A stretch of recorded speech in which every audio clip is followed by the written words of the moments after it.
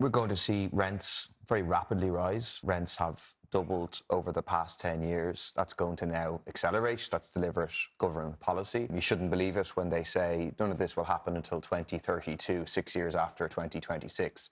That's not the case, because any tenancies that come to an end after March 1st, 2026, as long as they're not no-fault evictions, will be then subject to the new rule, so that they will be reset immediately to so-called market rate. Over half of all the tenancies in this country are less than 2 years, right? So you have a big churn in the rental market, and very, very quickly we're going to see big increases in rents. We're going to see increases in property prices, and we're going to find young people who are currently paying loads on rent are going to be paying more on rent, and then faced with property prices that are going up.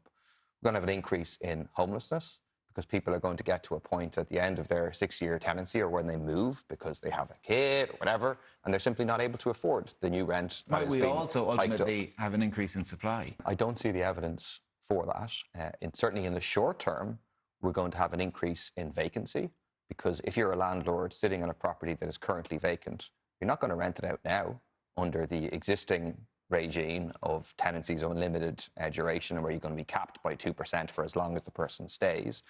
You're going to wait until the 1st of March 2026. You're also going to create an incentive for landlords to be bad landlords, right? To have constructive evictions. Every time that your tenant voluntarily leaves, you get to reset the rent to the market rate. You get to hike it up again. So this is a disaster. It really is. Under the guise of expanding the rent protection zones, in reality, they are being gutted, and people will be faced with, if they're in these, 2%, 2%, 2%, 2%, and then a massive hike that will be unaffordable. This is the reason that Raise the Roof is organising a major protest next Tuesday at 6 o'clock outside the Dáil, because we have a government made up of landlords, which represents landlords, that wants rents to increase. You won't come out and say it, but that is government policy, to want rents to increase. And the only way we'll stop them is if there's much more renters, there's much more young people who are locked out of being able to afford to rent, being able to afford to buy. We need to be on the streets to stop this government.